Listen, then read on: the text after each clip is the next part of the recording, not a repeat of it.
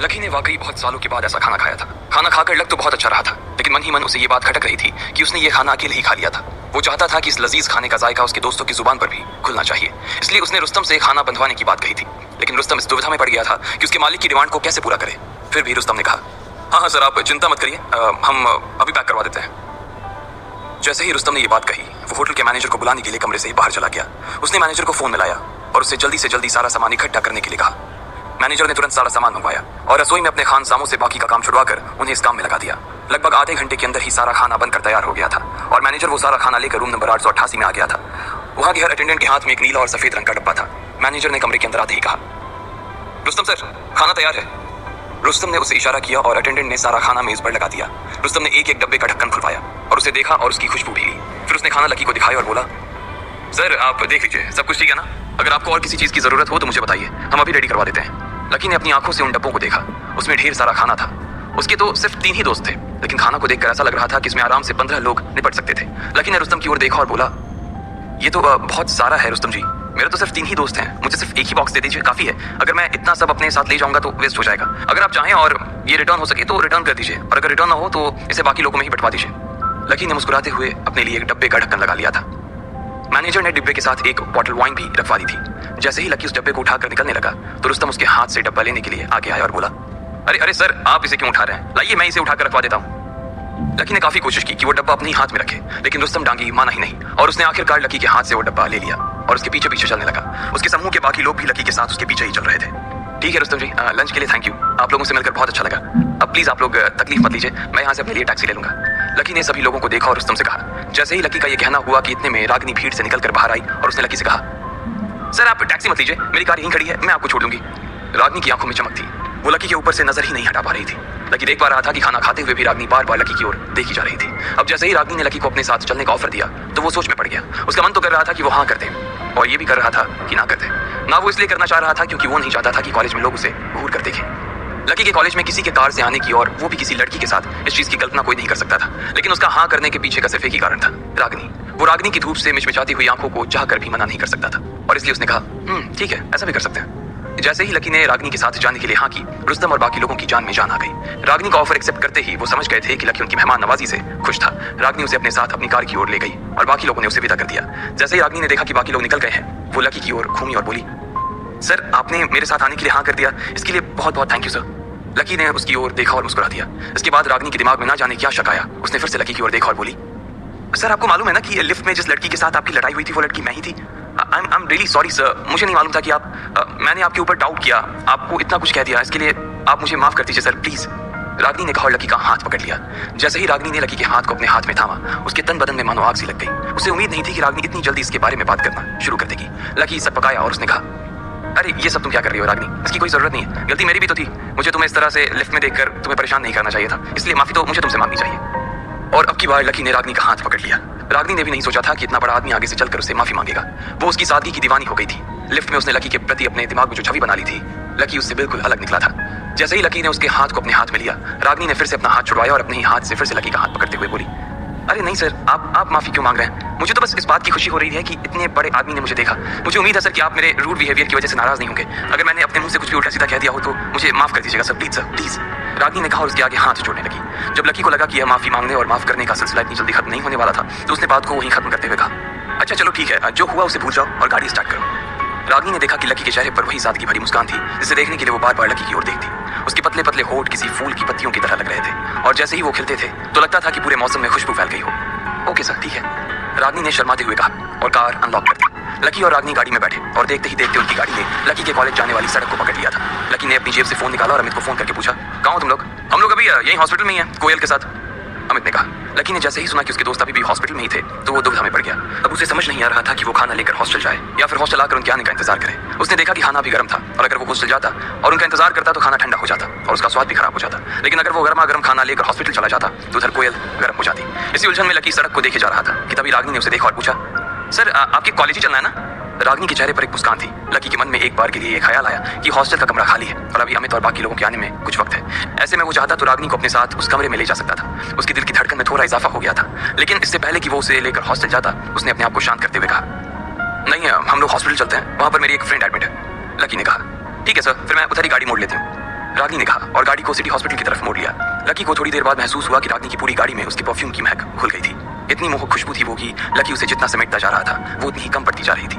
जब लकी का दिल सिर्फ खुशबू से नहीं भरा तो उसने रागनी को देखने के लिए अपना चेहरा हल्का सा उसकी दिशा में घुमा लिया। लेकिन जैसे ही उसने देखा कि रागनी उसे ही देख रही थी तो उसने तुरंत अपनी नजर नीचे कर ली। उसके गाल शर्म से लाल हो गए थे और उसकी आंखों में उसकी हंसी चमक रही थी। अचानक उसे लग रहा था कि वो फिर से वही हरकत कर रहा था जो वो लिफ्ट में कर रहा था और उसे अपने आप पर ही शर्म आ रही थी। वैसे सर, अगर आप चाहें तो फिर से अपनी नजर उठाकर देख सकते हैं, मैं इस बार आपको। रागनी ने भी शर्माते हुए कहा। बड़ी हिम्मत करके उसने ये बात कही और कहते ही उसका दिल भी जोरों से धड़कने लगा। जैसे ही लकी ने उसके मुंह से ये सुना उसकी शर्म और ज्यादा बढ़ गई। उसने बिना रागनी की ओर देखे कहा, हाँ क्या कहा तुमने? मैंने पहले भी यही कहा था कि अगर सर की नजर मेरे ऊपर पड़ती है तो ये मेरे लिए एक बहुत बड़ी ब्लेसिंग है, इसलिए आप चाहें तो। रागनी ने कहा और मुस्कुराते हुए सड़क की ओर देखने लगी। लकी भी मुस्कुराने लगा।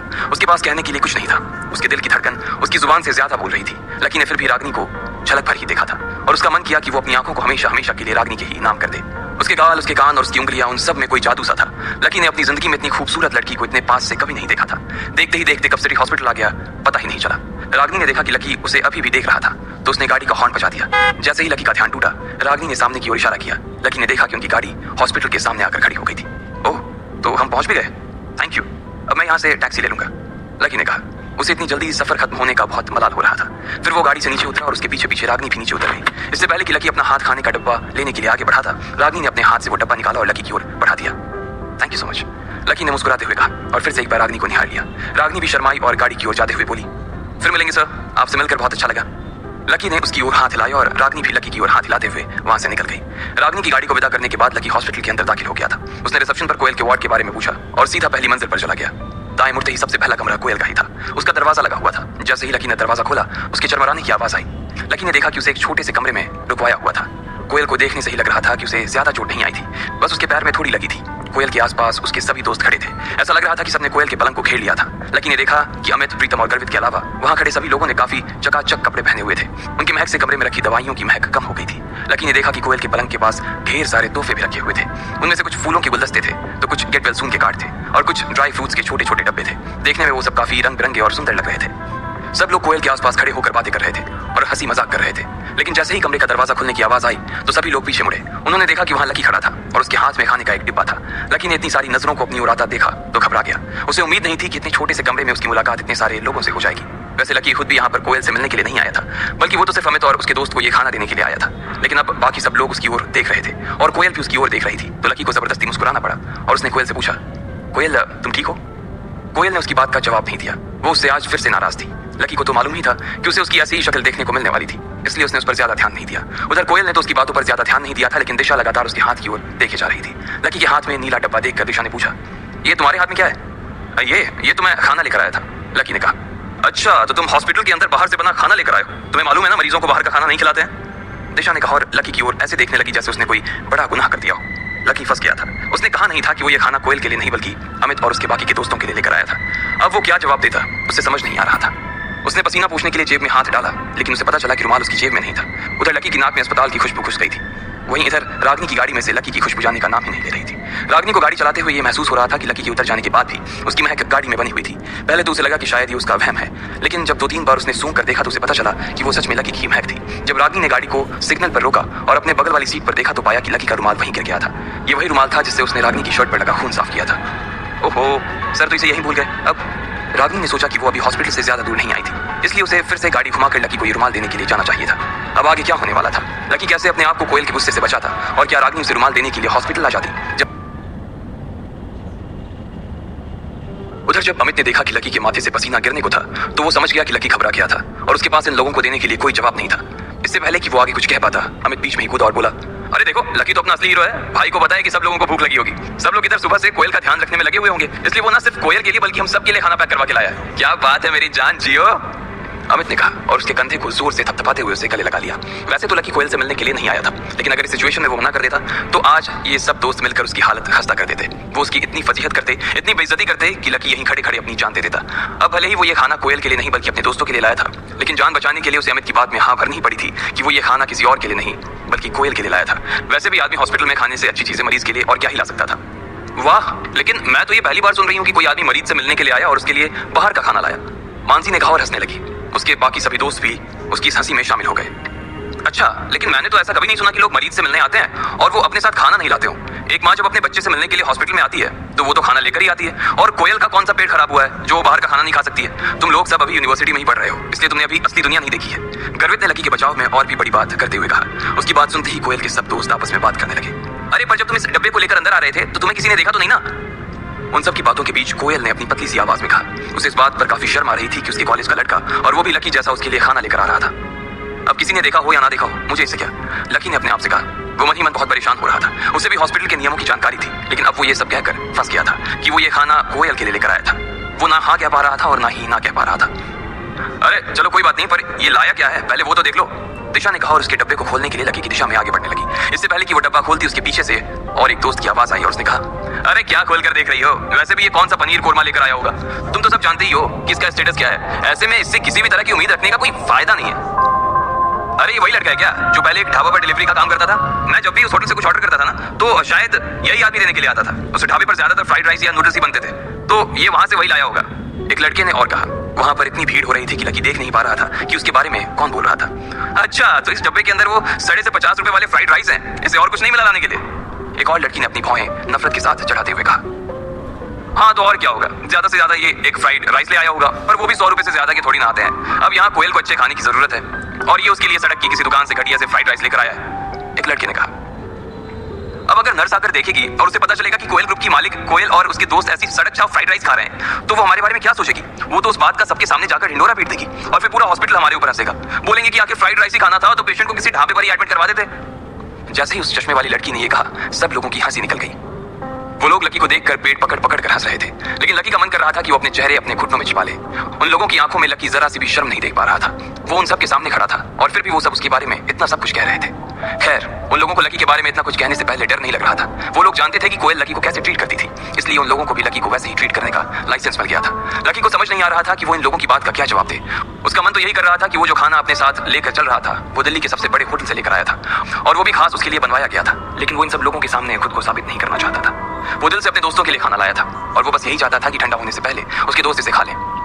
यार अमित, मैं ये सब तेरे, प्रीतम और गर्वित के लिए स्पेशल पैक करवा कर लाया हूँ। इससे पहले कि ठंडा हो जाए इसे खा लो, लकी ने अमित के कानों में कहा। अमित ने जैसे ही उसकी आंखों में देखा, उसके दिल में लकी के लिए प्यार उमड़ आया। अमित ने अपना हाथ आगे बढ़ाया और लकी से वो खाने का प्लेट ले लिया। जैसे ही कोयल ने उसे ये करते हुए देखा तो वहीं से चिल्लाते हुए बोली, अरे मत खाओ प्लीज अमित, पता है ना इसमें क्या होगा, मत खाओ। जब कोयल के ये शब्द सबके सामने अमित के कानों में पड़े तो अमित भी थोड़ा सा परेशान हो गया। फिर उसने डब्बा फर्श पर रखा और वो खाने के लिए बैठने ही वाला था कि इतने में दरवाजा खुलने की आवाज आई। उधर अस्पताल के कमरे का दरवाजा खुल रहा था, और इधर रागिनी का सिग्नल भी खुल गया था। उसे पता ही नहीं चला कि कब हरी बत्ती हो गई थी। वो बस लकी के रुमाल को अपने हाथों में दबाए मुस्कुरा रही थी। जब पीछे से हॉर्न बजना शुरू हुआ तो रागिनी को ध्यान आया कि उसकी गाड़ी के पीछे और भी गाड़ियां खड़ी थी। रागिनी ने गाड़ी आगे बढ़ाना शुरू किया, और वो इस दुविधा में थी कि उसे रुमाल देने के लिए जाना चाहिए या नहीं। जब उसने रुमाल पहली बार देखा तब तो उसके दिमाग में यही आया कि उसे लकी को ये रुमाल दे देना चाहिए था, लेकिन जब उसने उस रुमाल को अपने हाथ में लिया तो उसकी खुशबू की वजह से उसका मन ही नहीं किया कि वो उस रुमाल को अपने हाथ से छोड़े। उसमें लकी की खुशबू के साथ साथ उसके खून के बहुत हल्के हल्के धब्बे भी लगे हुए थे। जब रागिनी की गाड़ी सिग्नल तक पहुंच चुकी थी और वो हॉस्पिटल के लिए यू टर्न लेने ही वाली थी कि तभी ठीक उसने रुमाल को अपनी ब्लेजर की जेब में डाला और यू टर्न लेने के बजाय गाड़ी को सीधा आगे बढ़ा दिया। जब देना ही है तो आराम से धोकर ही दे दूंगी, वैसे भी इतना बड़ा आदमी एक रुमाल के लिए थोड़ी परेशान होगा, रागिनी ने अपने आप से कहा और मुस्कुराने लगी। इधर जब हॉस्पिटल में कोयल के कमरे का दरवाजा खुला तो लकी ने देखा कि सामने प्रशांत खड़ा था। उसकी नजर बाकी लोगों को चीरते हुए सीधा कोयल पर ही जा टिकी थी। कोयल के साथ भी ऐसा ही कुछ हो रहा था, और एक दूसरे को देखते ही दोनों मुस्कुराने लगे थे। बाकी लोग तो उन दोनों के लिए गायब ही हो गए थे। फिर प्रशांत उसके थोड़ा पास आया और बोला, कोयल आई एम सो सॉरी, गलती मेरी थी। अब तुम कैसा महसूस कर रही हो? तुम्हें चोट ज्यादा तो नहीं लगी? प्रशांत ने पूछा। उसके हाथ पर भी 1-2 बैंडेज लगी हुई थी, जिसे देखकर ही पता चल रहा था कि उसकी चोट कोई ज्यादा बड़ी नहीं थी।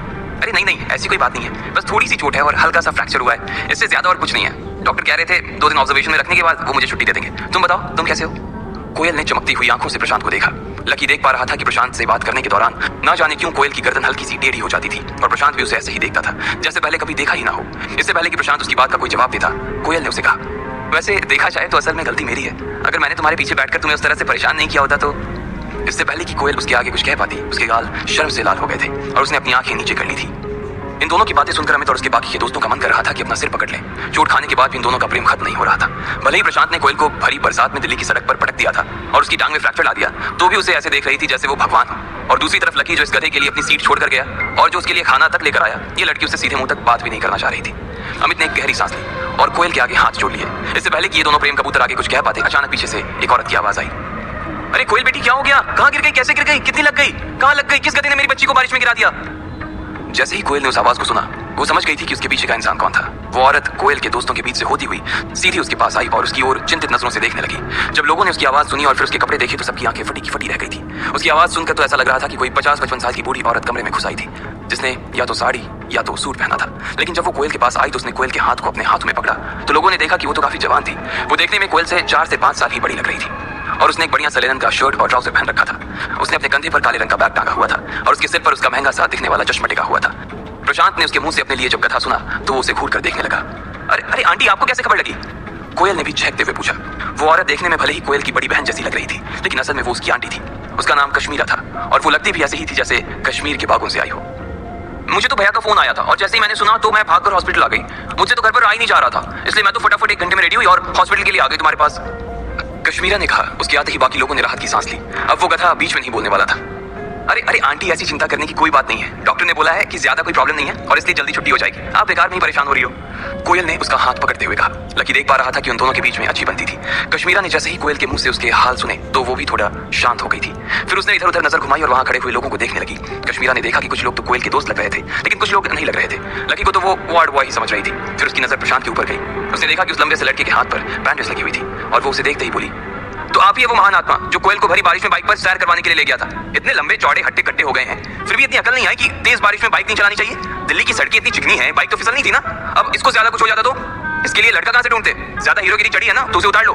जवानी की जोश में ना बुढ़ापा। इससे पहले कि कश्मीर आगे कुछ कह पाती, कोयल ने उसकी बात को बीच में ही काटते हुए कहा, अरे नहीं, इसकी गलती नहीं है, उल्टा इसने तो हमारे परिवार की हेल्प की है। इसके पापा नहीं होते ना तो आज हम बहुत बड़ी प्रॉब्लम में फंस जाते। क्या इसने हमारी हेल्प की थी? कश्मीरा ने उसे देखते हुए कहा। वो पहले से ही सारी बात जानती थी। लायन ग्रुप की धमकी के बारे में उसे भी पता था, लेकिन उसे ये पता नहीं था कि मैटर सॉल्व प्रशांत के पिता ने किया था। उसे विश्वास नहीं हो रहा था। कोयल ने उसकी आंखें देखी और सफाई देते हुए बोली, आंटी, प्रशांत की कंपनी छोटी कंपनी नहीं है और इसके पापा तो कल चेतन मित्तल के साथ खाना भी खाकर आए थे। वो दोनों बहुत अच्छे दोस्त हैं। पागल लड़की, चीजें जितनी आसान दिखती है ना उतनी होती नहीं। तुझे पता है हुई चेतन मित्तल खाना खिलाने से मान जाने वालों में से नहीं है वो। कश्मीरा को दुनियादारी की कोयल से ज्यादा समझ थी। वो कामकाज भी देखती थी, इसलिए उसे अंदर से सच भी मालूम थे। अच्छा, तो आपको ऐसा लग रहा है कि मेरे पापा ने कोयल की हेल्प नहीं की? प्रशांत, जो कि अभी तक सिर्फ उनकी बातें सुन रहा था, अब मैदान में कूद पड़ा। कश्मीरा ने उसे देखते हुए कहा, नहीं नहीं, ऐसा नहीं है, बल्कि मैं श्योर हूं कि तुम्हारे पापा ने इस मैटर में हमारी कोई मदद नहीं की होगी। कश्मीरा ने कहा। लकी उसकी बात सुनकर मन ही मन हंस रहा था। ठीक है, मैं अभी पापा को फोन करता हूँ। इतना कहते ही प्रशांत ने अपनी जेब से फोन निकाला और अपने पिता का नंबर डायल किया। लकी उसे देख रहा था और वो वहां से निकलने के बारे में सोच रहा था। अब आगे क्या होने वाला था? क्या प्रशांत के पिता फोन उठाते?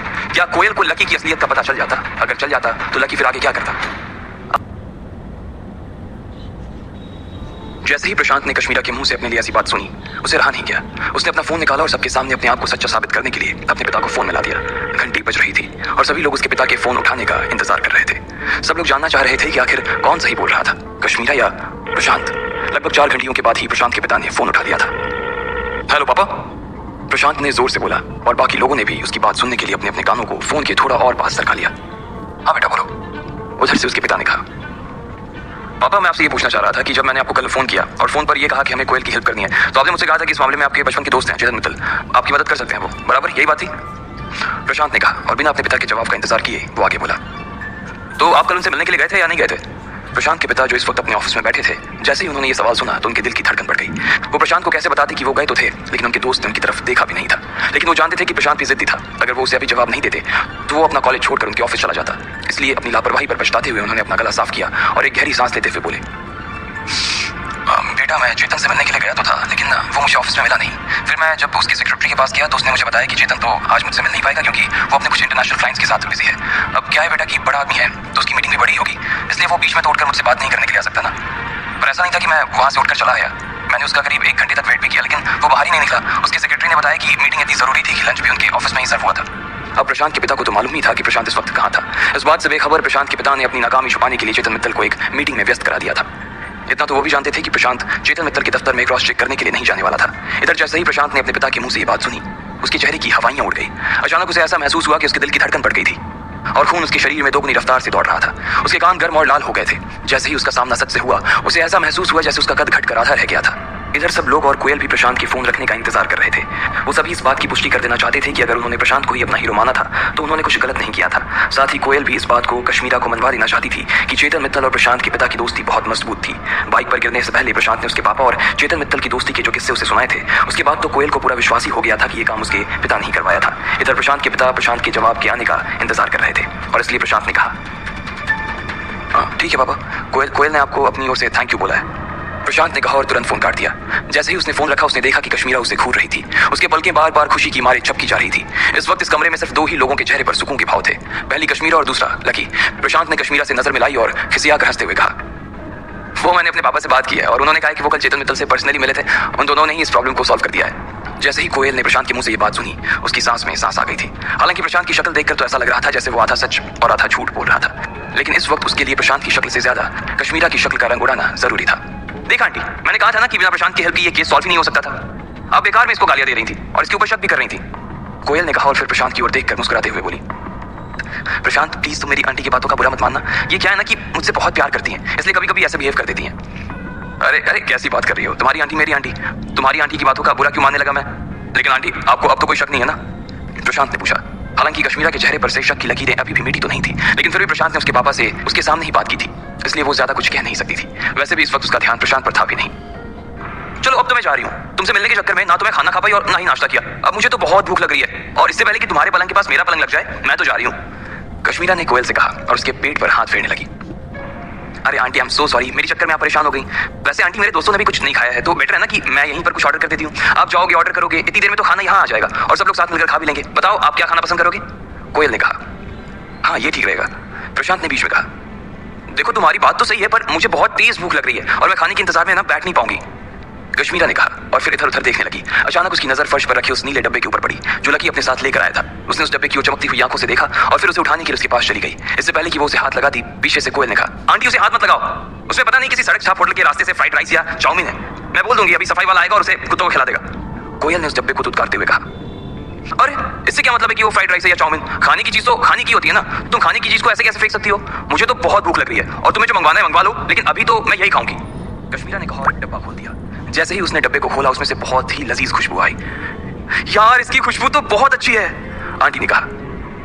ये किस चीज की खुशबू है?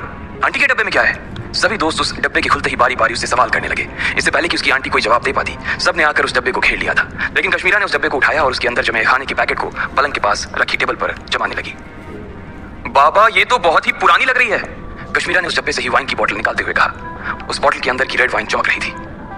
अबे ये तो 10,000 से कम की नहीं दिख रही, एक लड़के ने उस बोतल को कश्मीरा के हाथ से अपने हाथ में लेते हुए कहा। क्या तुम सही कह रहे हो? कोयल ने उस लड़की की ओर देखते हुए बोला। उसे उस लड़की की बात पर विश्वास नहीं हो रहा था। चाहे कुछ भी हो जाए, लेकिन कोयल उस बोतल का कनेक्शन लकी से नहीं बैठा पा रही थी। फिर कश्मीरा ने उस बोतल को अपने हाथ में लिया और उसका ढक्कन खोला। उसे खोलते ही उसकी खुशबू पूरे कमरे में महक गई थी। फिर कश्मीरा ने उसमें से थोड़ी सी वाइन एक ग्लास में डाली और चखने लगी। कश्मीरा ने खुशी खुशी कोयल को देखा और बोली, हाँ ये सच में इतनी महंगी है जितनी की लड़का बता रहा है। मैंने इससे पहले सिर्फ एक बार इसे चखा था जब मैं बिजनेस के काम से फ्रांस गई थी, उसका टेस्ट भी बिल्कुल इसके जैसा था। कश्मीरा ने फिर से उस बोतल को नीचे रख दिया था। तब तक बाकी के लोग सारे डब्बे को खोल चुके थे और उनके खुलते ही पूरे कमरे में उसके खाने की महक बिखर गई थी। अरे इसमें तो हैदराबादी दम बिरयानी है, कश्मीरा ने देखा और देखते ही जोर से चीख पड़ी। क्या कहा? हैदराबादी दम बिरयानी?